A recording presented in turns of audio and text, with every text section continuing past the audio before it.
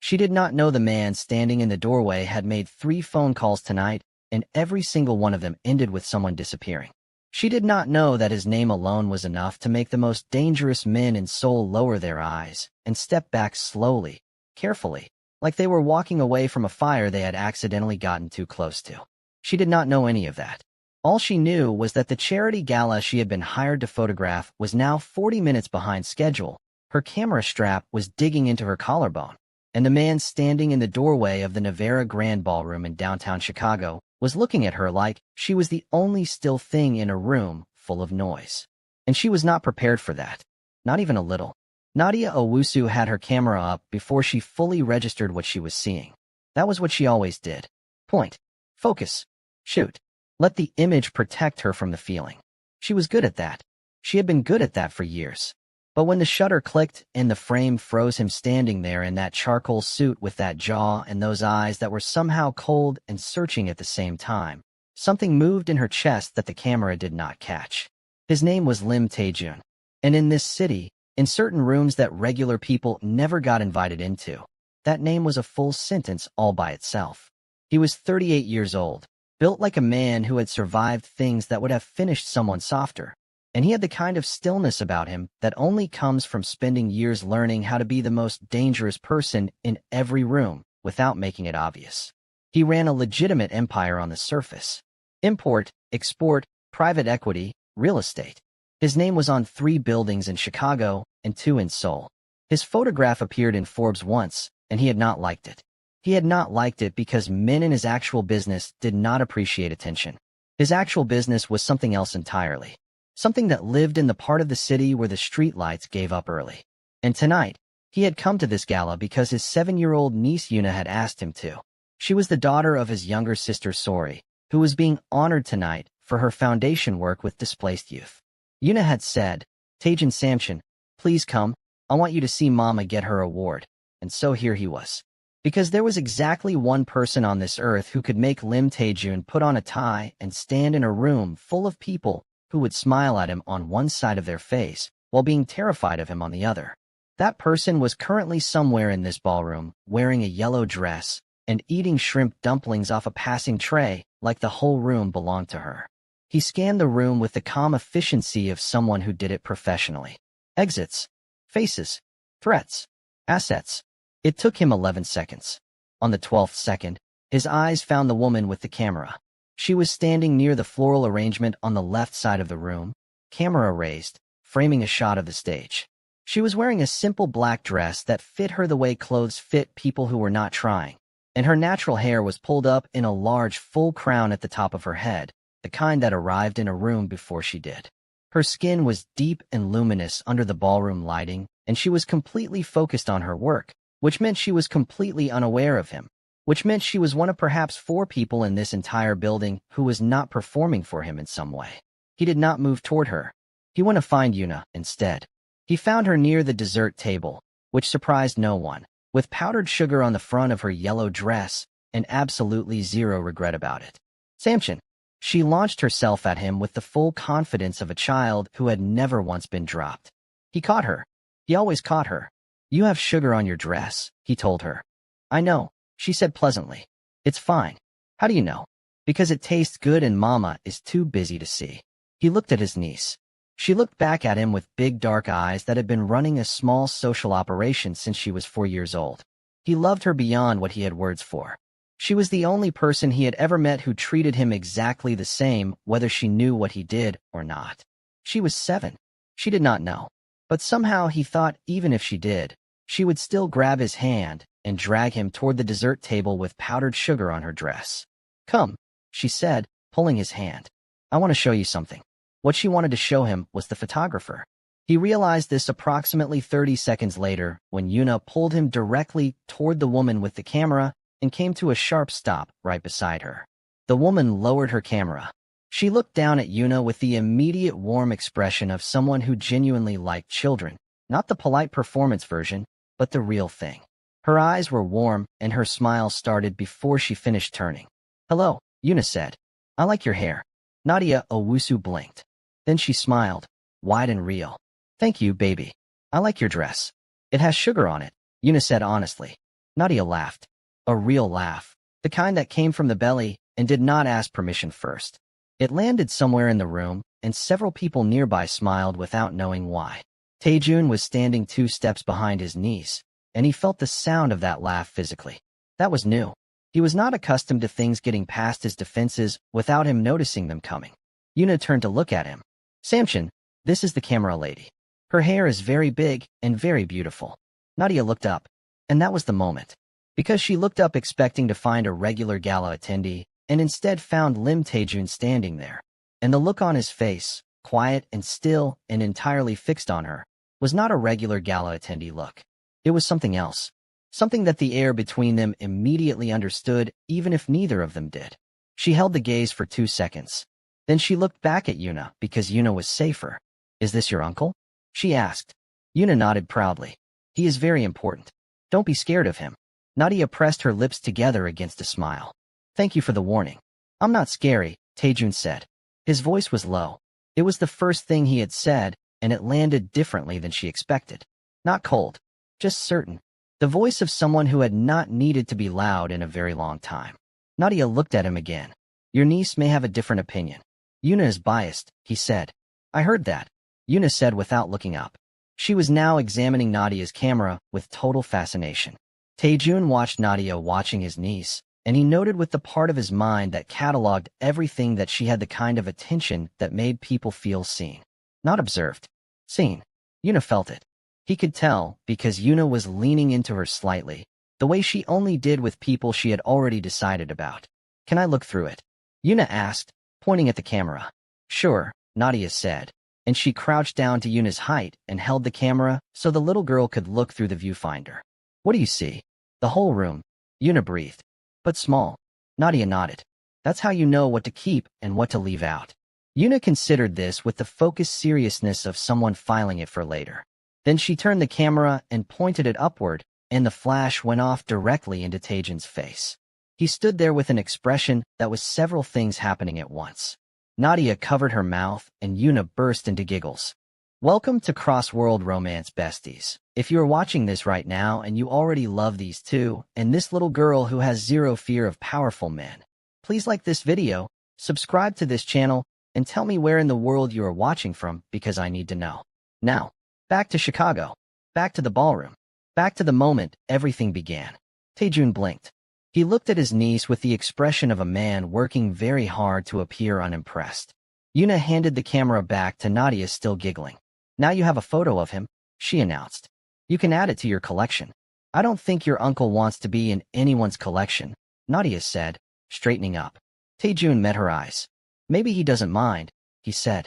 The way he said it was quiet. It was not a flirtation exactly. It was more like an observation delivered at close range.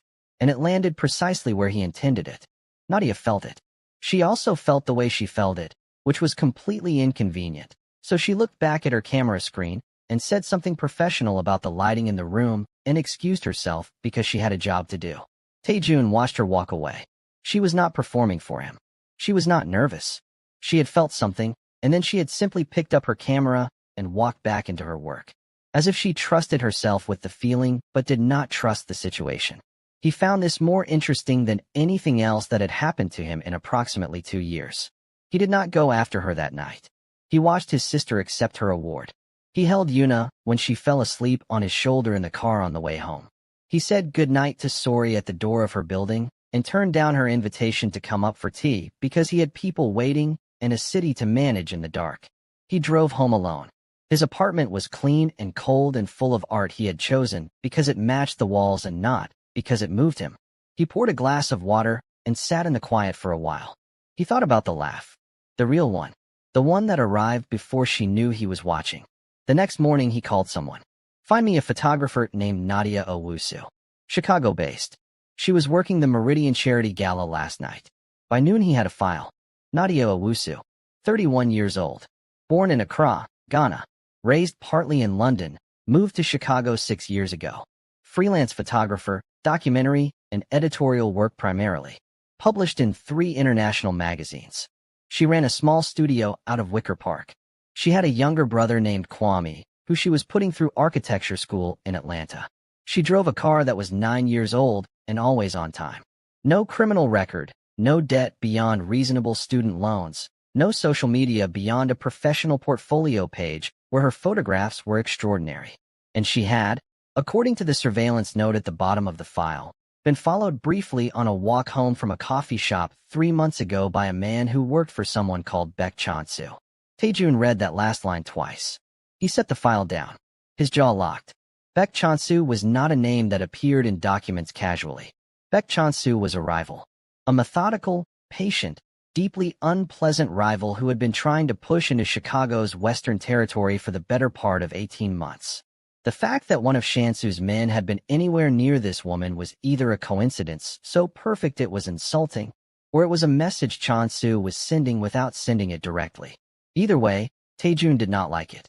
He called his second-in-command, a man named Park Jin-ho, who had been with him for 9 years and communicated primarily in short sentences and slight head movements. The woman in the file, Taejun said, put a quiet eye on her. Jin-ho did not ask why. He said yes and hung up. Taejun looked out the window at the Chicago skyline. He told himself this was just precaution. He told himself this had nothing to do with a laugh in a ballroom. He almost managed to believe it. 3 days later, he walked into the coffee shop in Wicker Park where Nadia had a standing Wednesday morning order, and he sat at a table near the window, and he waited. She came in at 9:15 with her camera bag over one shoulder and a large portfolio under her arm, and she was on the phone, speaking in Twi to whoever was on the other end, quick and warm, laughing at something they said. She was already familiar with the barista, and they were already exchanging something about a plant the barista had bought that was not thriving. She was the kind of person who knew the names of the people who made her coffee, and she made that feel like the most natural thing in the world. She did not see him until she turned from the counter with her cup and nearly walked directly into him. He had stood up when she came in. Old habit. His mother had been very particular about that. Nadia stopped. She looked at him. Something moved across her face quickly before she managed it. Recognition. And underneath the recognition, that thing from the ballroom that neither of them had named. You are following me, she said. Not loudly, just clearly. I'm having coffee, he said. She looked at him. In this specific coffee shop. On a Wednesday morning. I like the windows. She pulled out the chair across from him and sat down. He sat down too, which he had not expected. He had expected her to leave. He realized he had been hoping she would not. She put her cup down. Tell me your name, she said. Your niece called you Sanchin. That is not a name. Lim Taejun. She nodded slowly. And what do you do, Lim Taejun, besides appearing in coffee shops and charity galas and accidentally getting photographed by 7-year-olds? The corner of his mouth moved. Almost. Private equity. Real estate. Import and export. She nodded the way she nodded, not agreeing, not managing him, just filing information without having decided what to do with it yet. And what are you actually here for? She asked. He looked at her. She did not look away. He had been in rooms with men twice her size who could not hold his gaze that steadily. I wanted to see you again, he said. He was not often that direct because directness was a vulnerability, and Lim Taejun had been taught very young to protect his vulnerabilities. But something about the way she asked made the honest answer the only possible one. She looked at him for another moment. Then she said, I appreciate that you told me the truth. Most men in expensive suits do not. How do you know what I'm wearing is expensive? She smiled. I photograph people for a living. I notice fabric. Your suit probably cost more than my camera. She paused. And I love my camera. He found himself doing something he had not done in a boardroom in years. He smiled. Not the managed version. The actual one. She saw it. Her expression changed slightly. She wrapped her hands around her cup. I have a meeting in 40 minutes, she said. But I have time until then. They talked for 35 minutes. He asked about her work, and she talked about it the way people only talk about things they genuinely love, with detail, with the specific vocabulary of someone who had spent years thinking carefully about their craft. She told him about a documentary project she was building around West African textile workers, women who had been keeping dying craft traditions alive in communities where everything else was modernizing around them. She said it like it mattered because to her it did. He told her about soul. About growing up in a family where discipline was love's primary language and warmth arrived through action rather than words. He did not tell her what the business actually was. She did not ask, though he had the strong impression she had already guessed at something. She stood up at the 40-minute mark. Exactly. I have to go. She gathered her things. She stopped. She looked at him one more time, this time with something more careful in her eyes. Lim Taejun, are you going to keep appearing? That depends, he said. On what? On whether you want me to stop. She was quiet for a moment. She was deciding something. He could see it happen. I'm going to think about that, she said. And she left. He watched her go. Camera bag over one shoulder, portfolio under her arm, and she did not look back. But at the door, just before she pushed through it, she slowed down by half a step. He noticed. He was absolutely certain she had noticed that he noticed. And then she was gone. That evening, alone in her studio, Nadia pulled up the accidental photograph from the gala. Yuna had taken it, but Nadia had the memory card. She looked at the frame. He was standing slightly behind Yuna with the ballroom behind him, and the flash had caught him at a moment when his expression was not fully controlled. Not staged, not performing. Just a man watching his niece with something very human on his face. She sat with the image for a long time. Then she closed the folder without editing anything, which she never did. Later she called Tola, her oldest friend, a textile designer in London, and the person she called when she did not know what she thought about something. She said, Tola, I met someone. Tola said, you say that like it's a problem. Nadia said, he appeared in my specific coffee shop on my specific morning because he pulled a file on me and found out my Wednesday routine, which is either terrifying or the most dedicated thing a man has ever done, and I cannot decide which. Tola was quiet for 2 seconds. Then she said, is he dangerous? Nadia said, yes. Tola said, to you specifically? Nadia thought about it. No, the opposite of that. She paused. He stood up when I walked in. Old habit, he said. His mother taught him. Tola said, Nadia. I know, Nadia said. Tola said, what does he look like? Nadia said, like someone who has made every difficult decision in his life and is better for the difficulty. Tola was quiet. Then she said, you already like him a lot. I know. Tola said, then what are you actually thinking about? Nadia looked at the closed folder. She said, whether I want to open a door I cannot fully see behind. Tola said, you have walked into rooms in 3 countries with nothing but a camera and the conviction that what was inside was worth showing. Open the door, Nadia. Nadia opened the folder. She looked at the photograph one more time. He was real in it in a way that most people were not. The kind of real a camera catches when nobody is performing. She closed the laptop. She went to bed. In the morning she texted him. The text said, I thought about it. He wrote back, and a pause. Then, I have an event Saturday evening. An art opening in River North. You can come if you want. She sent it before she could reorganize the wording. When she picked the phone back up, he had already replied. Send me the address. She typed it, and put the phone down, and picked up her camera, and went to work, because that was what you did when something was in motion. You kept moving alongside it. He went.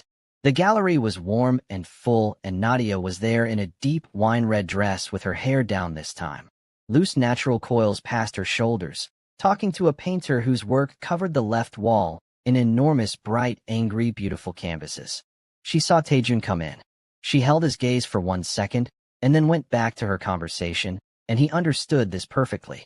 She was not ignoring him. She was establishing that she had her own world, and he was being invited into the edges of it, not the center. Not yet. He respected that more than he expected to.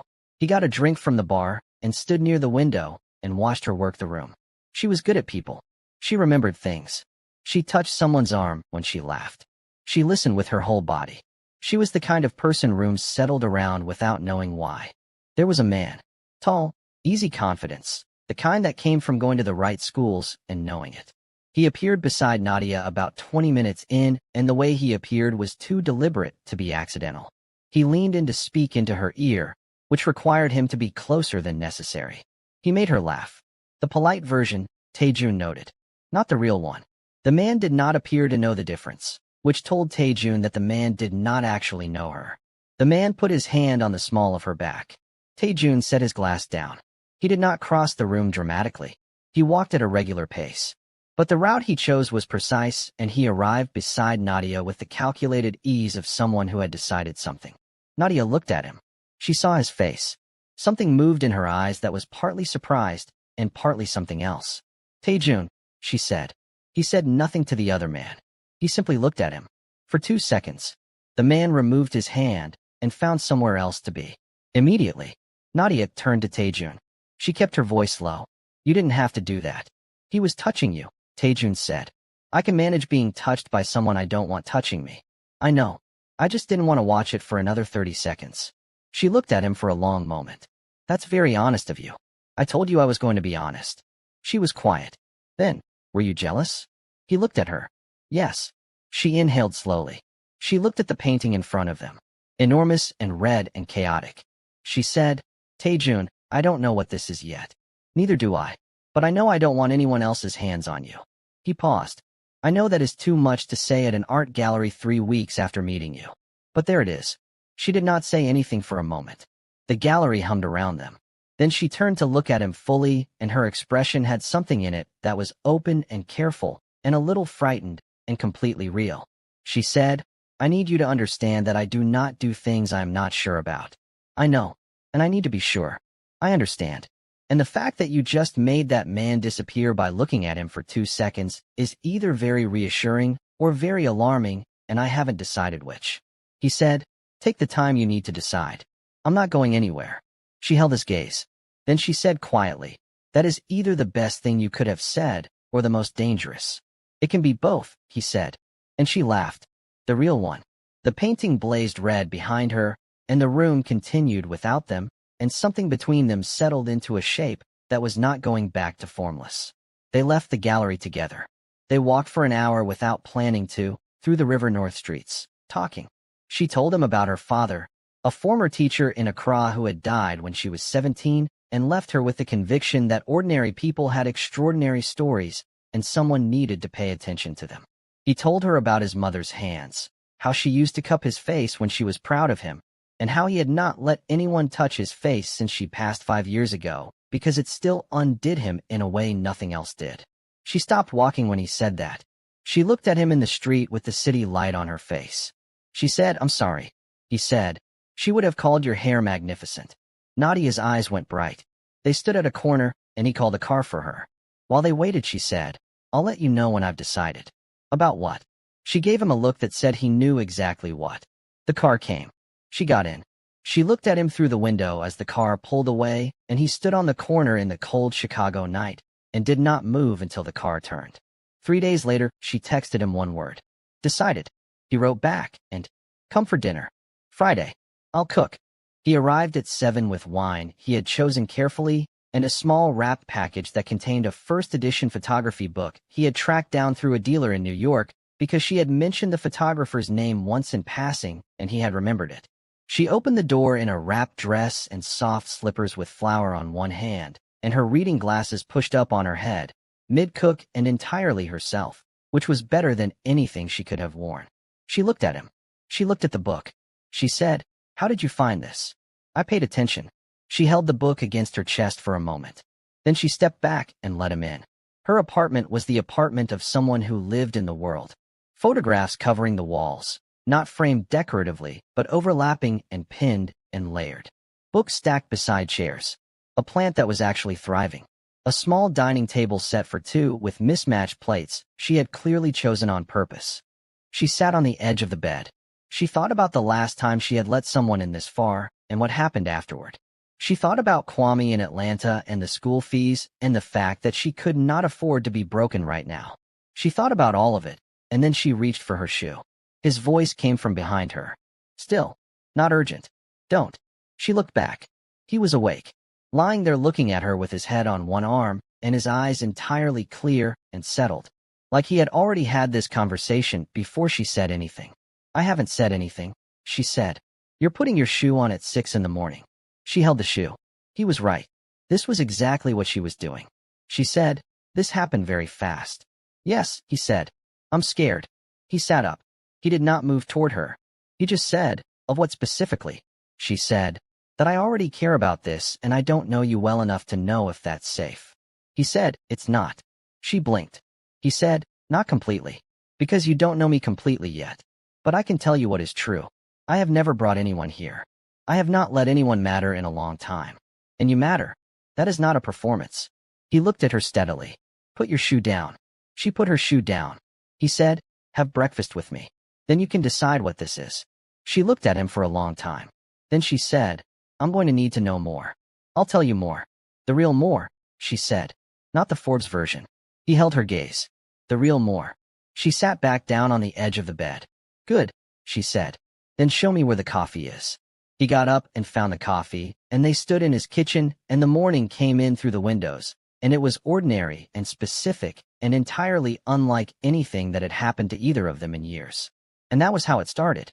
Not with a declaration or a grand gesture. With a cup of coffee in a quiet kitchen at 6 in the morning, while a city they both loved woke up around them. If you have made it this far and you are fully invested in these two, subscribe right now because what is coming is going to rearrange everything. Like this video.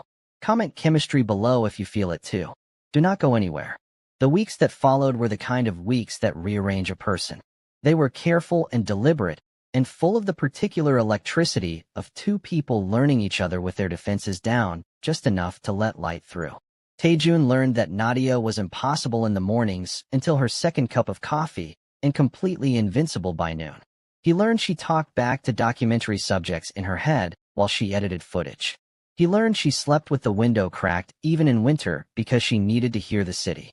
He learned she had a laugh she deployed in professional settings, and a laugh she deployed only for things she actually found funny, and that the difference between them was everything. She learned he read voraciously and across subjects in a way that surprised people who assumed powerful men and dangerous businesses were not interested in 19th century Korean poetry. She learned he cooked when he was thinking, which meant she arrived at his apartment on stressful weeks to find the kitchen doing serious things. She learned he had a temper that lived very deep and was slow to arrive, but was absolute when it got there. She learned that the way he looked at her had not changed from the ballroom. Not once. There was one evening, about 3 weeks in, when things tested both of them. Taejun was late. Not slightly late. He had said 7, and it was past 9, and she had texted twice and called once, and he had not responded to any of it. Nadia sat at her kitchen table with her phone in front of her, and she thought about all the ways this could be explained and all the ways it could not, and she sat very still and did not catastrophize because she was a practical person. He called at 9:52. She picked up on the first ring. He said, "I'm sorry." His voice was tight in a specific way. "Something happened." She said, "Are you safe?" "Yes." "Is anyone else safe?" A pause. "Yes." She said, "Okay." He said, "I can't tell you what it was." She said, "I'm not asking." He said, "Nadia." She said, "I told you what I needed. That you're safe." She paused. "I'll make tea. Come when you can." He came at 11. He looked like a man who had been doing things for the last 4 hours that he would not describe in detail and had come out the other side of them still standing, which was the best version of how those evenings ended. She had made tea. She had also made toast, because she had learned that he did not always eat when things were difficult. He sat at her kitchen table. He rapped. What Chansu understood about powerful men was this: the empire was hard to hit. But the things the man loved were not. He had known about Nadia for longer than Taejun realized. Chansu's next move was sophisticated. A woman. Her name was Seo Miran. She was 34, beautiful in a deliberately precise way, and she had been Taejun's partner for 18 months, 3 years ago. It had ended badly in the way things end when one person is trying to hold a real relationship together and the other is using it as cover for a different kind of business. Taejun had ended it. She had not forgiven him. Chansu had found her, offered her something, and she had taken it. She arrived back in Chicago on a Tuesday. Taejun did not know she was in the city. The first Nadia knew of her existence was a photograph, dropped anonymously into her portfolio website's contact inbox on a Wednesday morning. A photograph of Taejun and Miran at dinner, 2 years ago, but undated, laughing, close, the way people look when they have chosen each other. Below it was a message. 3 sentences. He does this. He finds someone new. He goes back to her when the new one doesn't understand the business. Nadia read it once. She put her phone face down. She sat at her desk for 15 minutes. Then she picked up her camera and went out to shoot because that was what she did when something was pulling her under. She put the lens between herself and the thing, and she worked. She did not call him. He noticed. By evening he had called twice, and she had not answered, and he knew her well enough to know that the silence was not ordinary. He drove to her apartment. She was home. He could see the light. She let him in because she was not a person who resolved things through absence. She showed him the photograph. She did not ask him if it was real. She could see it was real. She asked him, "When was this?" 3 years ago, he said. He looked at the photograph. His expression went through something quick and then settled into that locked jaw. Who sent this to you? I don't know. He knew. He already knew. He just needed to think about what it meant that Chansu had found Nadia's contact information, which was professional and not widely distributed. He looked at Nadia. This was someone trying to remove you from my life. She said, is she in your life? No. She said, was she significant? He said, she was a mistake. I stayed in too long because I did not want to be alone. Nadia was quiet. She was looking at him carefully. He stood in the middle of her apartment and did not look away. She said, and this is someone making a move against you. Yes. She said, am I in danger? He held her gaze. I will not let you be in danger. But you should know something. I have an enemy who has noticed that you are important to me. And that makes you a target in a way you did not agree to. She breathed in slowly, then out. Then she said, are you telling me this to scare me away? I'm telling you this because I promised you the real more. She sat down on the arm of her couch. She looked at her hands. Then she looked at him.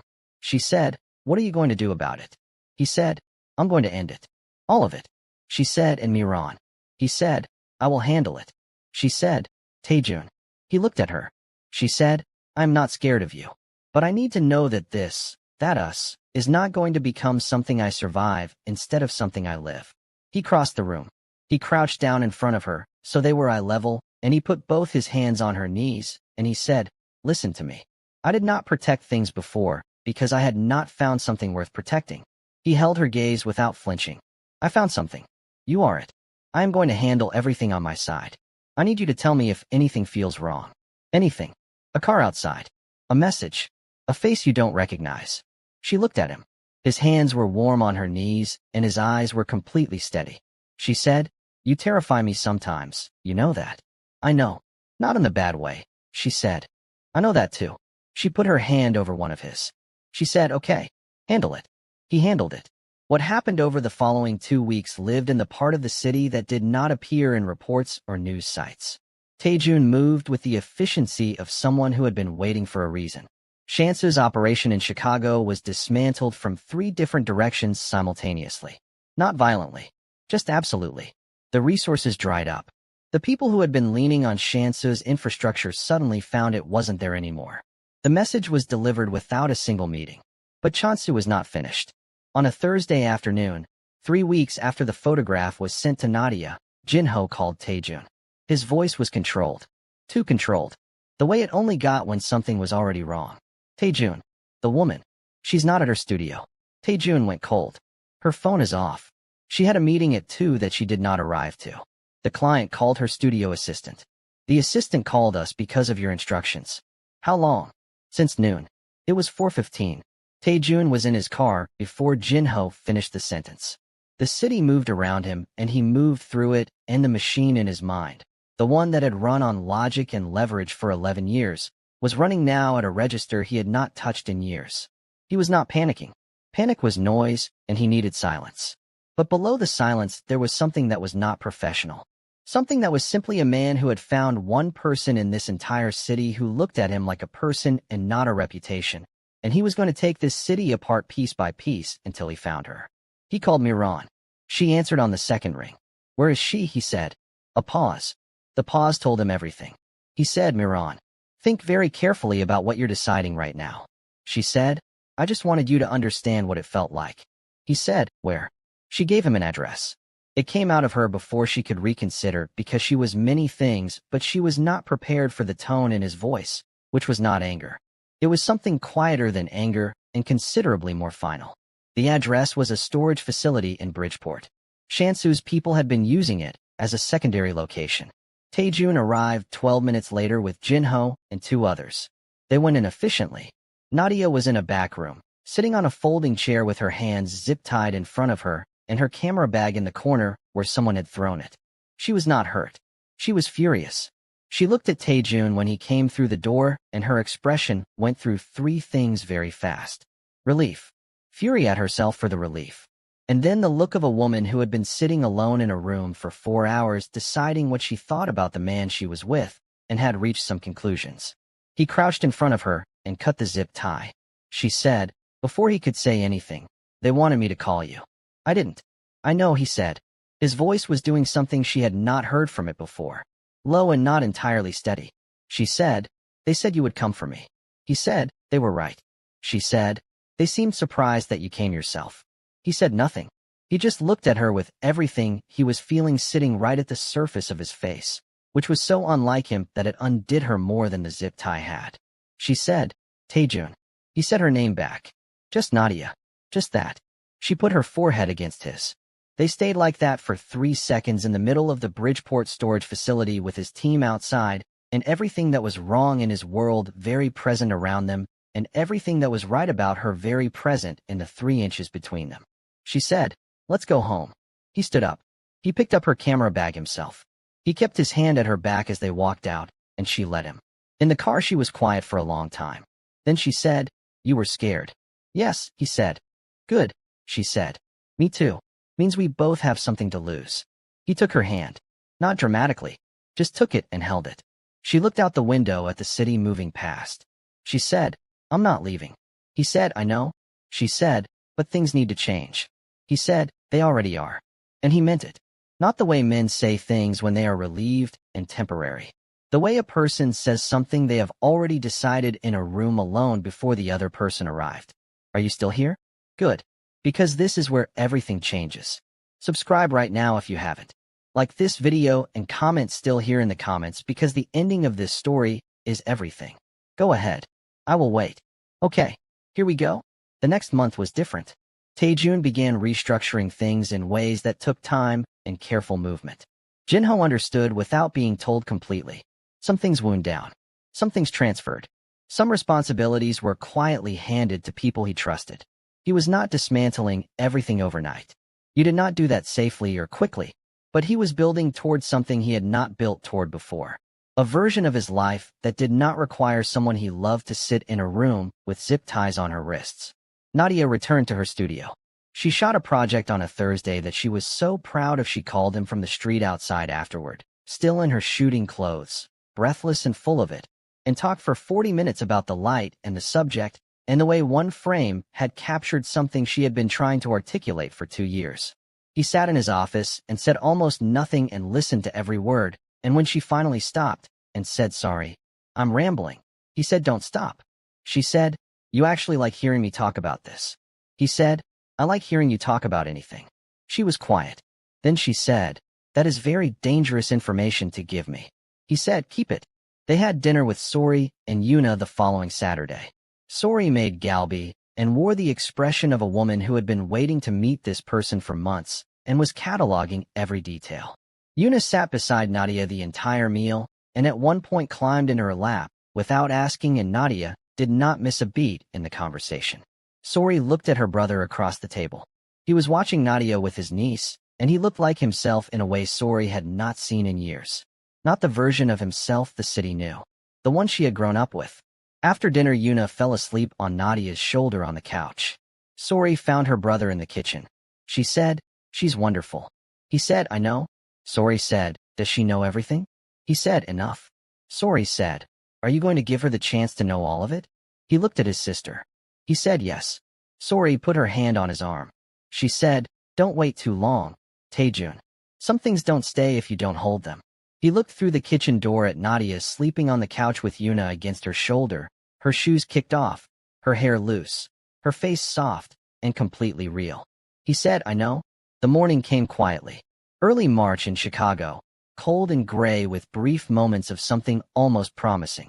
Nadia was in the kitchen of Taejun's apartment on a Sunday in a sweater that was too big and belonged to him, and she was making egusi soup, and she was on the phone with Kwame, who was calling from Atlanta. He said, "Sis, the professor said it was the best structural concept in the class." She said, "Kwame, I told you." "Say that again." He said it again, and she closed her eyes and held the phone away from her ear and did a small silent celebration in the kitchen of a man she loved in a city she had chosen, and the soup smelled right, and the light through the window was that particular early March gray that she had learned to love because it made the color inside warmer by contrast. Taejun came in from the bedroom. Dark sweatpants and no shirt, which was a look Nadia had a very specific problem with and had not entirely solved. He went straight for the coffee. He leaned against the counter and looked at her. She was still on the phone, glowing, mouthing Kwame at him and making a face that said my brother is wonderful and slightly too dramatic, and I am overwhelmed. Taejun poured 2 cups. She said goodbye to Kwame and put the phone down and picked up the coffee he had slid toward her. She said, he got the highest grade in his design class. Taejun said, of course he did. She looked at him. You've never met him. I've seen his work on his school page, Taejun said. He has a particular sense of spatial proportion that is uncommon in third-year students. Nadia stared at him. He looked at her over his coffee. What? She said, did you look up my brother's architecture school portfolio? He considered the question. Yes. She said, Lim Taejun. He said, he's important to you. That makes him someone I want to understand. She stood there in his sweater with her coffee and her hair and the agusi soup doing its thing behind her, and she said, you know what you do to me. You do know. He put his coffee down. He came around the counter. She was looking up at him, and he was looking at her, and the morning was quiet around them. He said, I have something to ask you. She went still. He said, not here. Come with me. He took her to the roof. His building had access, and he had a key, and the Chicago skyline was spread in every direction, and Lake Michigan sat in the distance, and the city was beginning to move with early Sunday morning. He turned to face her. He said, I told you things needed to change. They have been. I told you I was building towards something. I am. I told you that you matter in a way nothing in my life has mattered. That has not changed, and it will not. She was listening with her whole body. He reached into the pocket of his sweatpants. Not a suit pocket. His sweatpants pocket, which was where he had put it when he woke up that morning and decided he was not waiting any longer, and that the version of a proposal that matched Nadia Owusu was not a restaurant or a ring box on a white tablecloth, but a Sunday morning on a rooftop with agusi soup on the stove and her in his sweater and the city underneath them. It was a ring. Wide gold band, large center stone, smaller stones on either side. Not quiet. Not subtle. The kind of ring that a woman who loved big things and pointed at things in shop windows with unashamed joy would see from across a room. He had paid attention. She looked at it. She looked at him. Her eyes went very full. He said, I am not the easiest thing you could choose. I know that. I am asking you to choose me anyway. He said it steadily. Because you have already changed the shape of me, and I don't want to be any other shape. He said, I will keep changing the parts of my life that need to change. I will keep showing up in the real ways and not just the easy ones. He looked at her. I will put your coffee on before you're awake for the rest of my life, if you let me. She put both hands over her mouth. He said, Nadia, marry me. She was quiet for 1 second. 2. The city breathed below them. She said, you looked up Kwame's architecture school portfolio. He said, is that a yes? She said, you remembered how I take my coffee the second time I had it in front of you, and you have never once gotten it wrong. He said, Nadia. She lowered her hands. Her face was something he did not have a full name for, but intended to spend a very long time learning. She said yes. Obviously yes. Why would I say anything other than yes? He put the ring on her finger. It fit. She looked at her hand. She started to laugh, the real one, the loud one that arrived without permission, and she pulled him in and held onto him on that rooftop with the lake in the distance and the city waking up around them. He held her back, his chin on her hair, his eyes closed. She said into his shoulder, Yuna is going to be absolutely insufferable about this. He said, she already knows. Nadia pulled back. She looked at him. He said, she asked me if I was going to do it last week, and I made the mistake of telling her I was thinking about it. She held this information for 7 full days with the discipline of a 40-year-old woman. Nadia stared at him. Yuna has known for a week. She has also made a suggestion list, he said. She would like to be in a yellow dress. She would like the cake to have mango in it. She would like the music to be, and I am quoting, fun and not boring like church. Nadia covered her face with both hands. He said, she also specified that your hair should be out. Exactly as it was at the gala. Nadia dropped her hands. She looked at him. Her eyes were bright and her face completely open, and she said, she was running this operation from the beginning, wasn't she? He said, she pointed me toward you on day 1. Nadia said, I owe that child everything. He smiled. The real one. The one she had catalogued and guarded and was still not entirely prepared for. She looked at her ring one more time. Then she looked at the city. Then she looked at him. She said, let's go finish the soup. They went back down. The kitchen still smelled like Sunday. She went back to the stove, and he stood in the doorway watching her, and the morning had changed completely, And also not at all, because she was still exactly herself. His sweater and her hair and her focus and her whole entire presence filling the room the way she filled every room. She said, without turning, "You're staring." He said, "I know." She said, "Stop." He said, "No." She turned around and she was smiling and he was smiling and the soup was doing fine and the ring was on her finger and outside the city was pulling itself into a Sunday. They married in October. Not a large ceremony. Sori's garden, string lights, 70 people who knew them. Yuna in yellow as specified. Kwame in the front row in a suit he had borrowed and pressed himself, looking at his sister the way younger brothers look at the people who carried them.